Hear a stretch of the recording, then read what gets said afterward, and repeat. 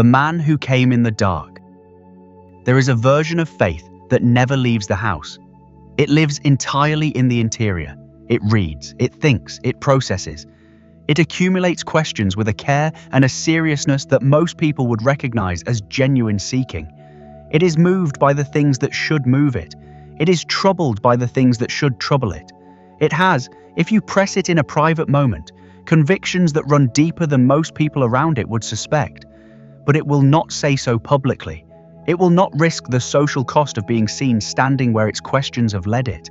It has calculated, with a precision that can only be produced by a person of real intelligence, exactly how much it stands to lose if the interior life is ever allowed to become visible. And it has decided that the loss is too great. And so the faith that burns in private stays in private. And the person carries a kind of double life that is not dishonest exactly, but is not fully honest either.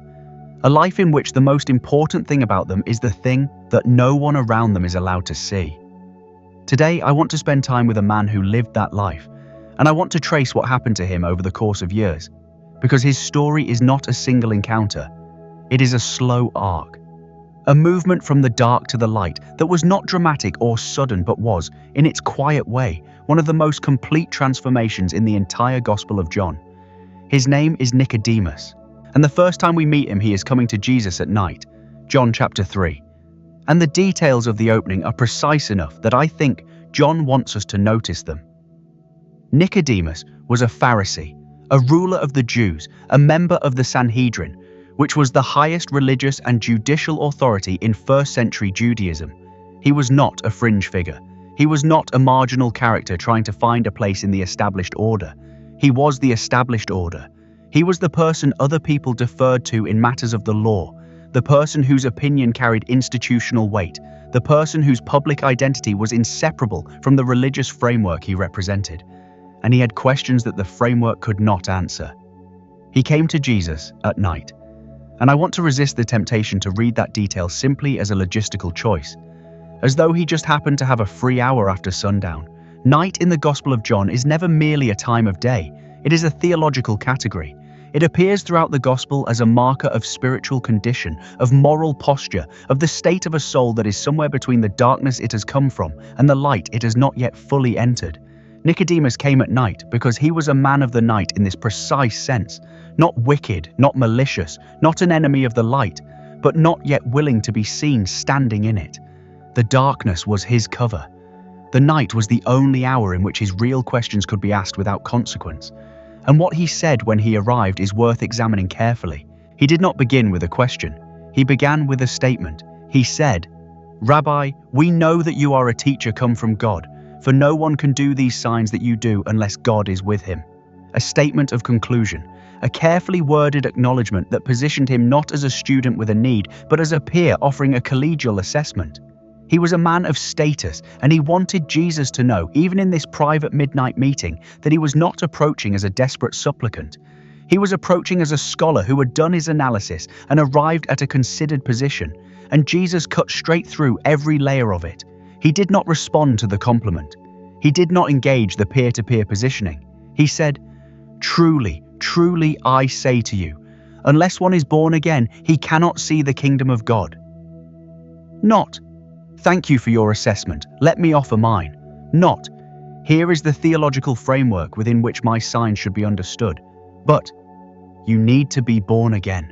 Whatever you came here to discuss, however you have framed this conversation in your own mind, whatever careful intellectual position you have constructed that allows you to be here without fully committing to being here, it is not sufficient. The issue is not the signs. The issue is not the theology. The issue is you, the you that is not yet new, the you that is analyzing the kingdom from the outside and calling it scholarship when what it actually is fear. Nicodemus responded with the question of a man who was genuinely unsettled. How can a man be born when he is old? Can he enter a second time into his mother's womb and be born? And I want to be fair to Nicodemus here, because that question has been read as obtuse, as deliberately missing the point, as a kind of defensive literalism deployed to avoid the real issue. But I do not think it was any of those things entirely. I think it was the honest question of a man who had built his entire identity around a set of achievements and affiliations and accumulated credentials, who had worked for decades to become the person he was, to occupy the position he occupied, to earn the standing he had, and who was now being told that none of that was the thing, that the beginning needed to be different, that the foundation needed to be different, that it was not a renovation that was required, but something that sounded, in its implications, like starting over. How can a man be born when he is old? That is not a stupid question. That is the question of a person who has too much invested in the current version of themselves to receive the new birth as good news without first experiencing it as loss. How do you start over when starting over means acknowledging that what you built does not serve the purpose you built it for? How do you receive a new beginning when the old beginning produced everything that the world around you recognizes as your value? Jesus pressed further. He talked about the Spirit, like the wind that blows where it will, that you hear but cannot see, that cannot be managed or predicted or institutionalized. And I think that image was specifically chosen for Nicodemus, because a man of his position lived by the manageable, by the predictable, by the law that could be codified and the tradition that could be transmitted and the institution that could be maintained. He was a man of structures, and Jesus was telling him that what he needed could not be structured, could not be earned or administered or controlled. It moved like the wind. It arrived where it would. And the only posture that could receive it was not the posture of the expert, but the posture of the one who opens his hands. And then came the most famous verse in the Bible, John 3:16, which Nicodemus heard not as a poster or a bumper sticker or a stadium banner, but as a living word spoken to him personally in the dark by the person he had come to secretly assess. God so loved the world that he gave his only son. And then the verse that follows, which gets far less attention, but which I think was the verse aimed most precisely at the man sitting across from Jesus in the night. This is the judgment, that the light has come into the world, and people loved the darkness rather than the light because their deeds were evil. People loved the darkness rather than the light. That is not a description of the obvious villains of the story. It is a description of every person who has preferred the safety of invisibility to the cost of being seen standing where the truth has led them. It is a description of Nicodemus, sitting in the dark, conducting a private inquiry that he had not yet decided to let become a public commitment. It is the description of the gap between what a person knows in their interior and what they are willing to let the exterior express. And here is what is so remarkable about the Gospel of John. It does not leave Nicodemus at that conversation. It follows him. It gives him a trajectory. Because real encounters with Jesus do not produce clean, immediate resolutions. They produce something slower and more honest, a process, a gradual movement that is real even when it is not yet complete. And John shows us that process across two more appearances, spaced across the arc of the entire Gospel, like markers on a road. The second time Nicodemus appears is in chapter 7. The Pharisees are debating what to do about Jesus, and the temple officers who were sent to arrest him have returned without him, arrested by his words, unable to explain why they could not bring themselves to act. The Pharisees are furious, and then Nicodemus speaks, not boldly, not with a full declaration of allegiance, but with a procedural question, a legal observation. Does our law judge a man without first or some giving him a hearing and learning what he does? It is the smallest possible intervention. It is the most cautious possible use of his position. It is not a confession of faith. It is a legal question. But it is also, in the context of that room, a risk. Because it identifies him, however mildly, as someone who is not entirely aligned with the consensus. And the response he gets tells him exactly what that risk will cost. His colleagues turn on him immediately and say, "Are you from Galilee too? Go look, and you will see that no prophet arises from Galilee." He was mocked, mildly, but unmistakably, and he did not press further. He retreated. The intervention was small and so was the courage, and both ran out at the same moment. But he had spoken. He had used his voice, however tentatively, in a room where silence would have been safer. He was further into the light than he had been at the midnight conversation. He had moved, not far, but he had moved. And then the third appearance, the last one. Chapter 19, after the crucifixion, after everything is over, after the hope is dead and the movement has been crushed and the disciples are behind locked doors and the most dangerous moment to be associated with Jesus has arrived, and Nicodemus comes, not at night this time, in the open, with Joseph of Arimathea, who was also a secret disciple, to claim the body of Jesus. And he brings, and this detail is staggering when you sit with it, he brings a mixture of myrrh and aloes weighing about 75 pounds. 75 pounds! This is not a private, quietly deniable act of respect. This is a public, expensive, impossible to misread declaration of who this man belonged to. You do not carry 75 pounds of burial spices to a crucified criminal unless you have decided that the cost of public identification is no longer a factor in your calculation. You do not show up at the tomb of a man the authorities just killed unless you have decided that whatever they might do to you next is less important than bearing witness to the one who is lying there. The man who came in the dark in chapter 3 is carrying 75 pounds of spices in the open in chapter 19. That is the whole ark. That is what the encounter produced.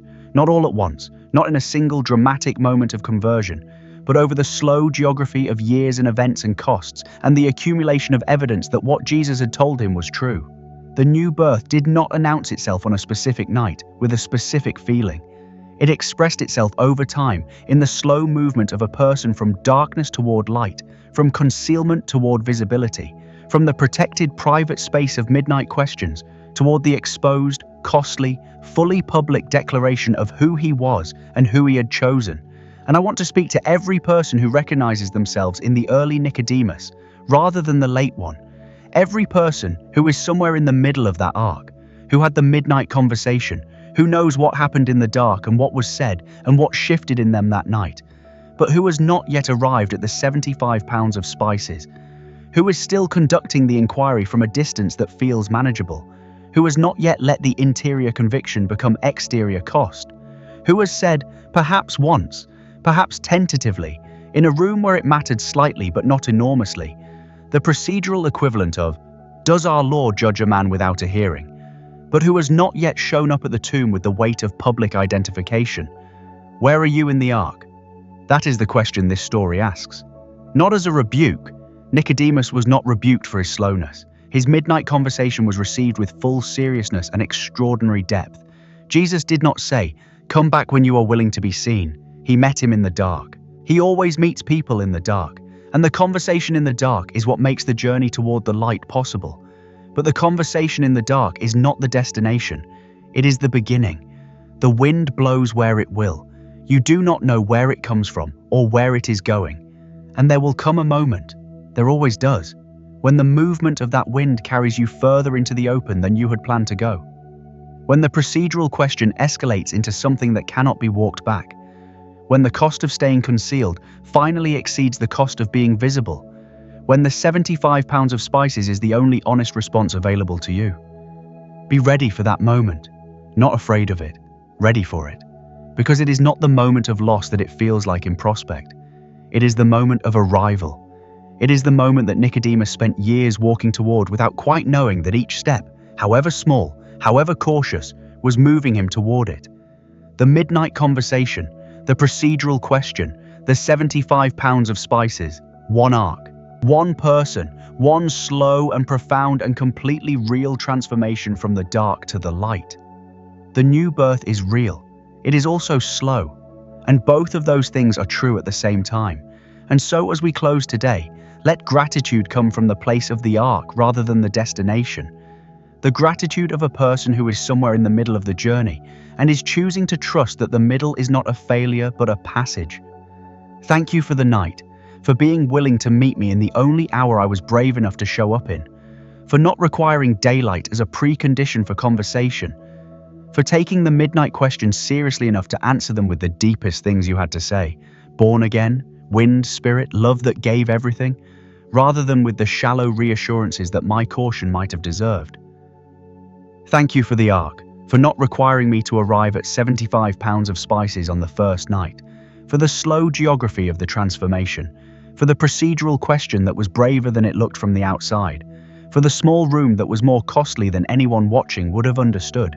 Thank you for counting the small movements, for honoring the incremental, for being a God who sees the whole arc even when I am standing in the middle of it, unable to see either end. Thank you for the moment when the calculation changed, when the cost of concealment finally exceeded the cost of visibility, When I found myself carrying something toward the open that I could not have imagined carrying on the night I first came to you in the dark.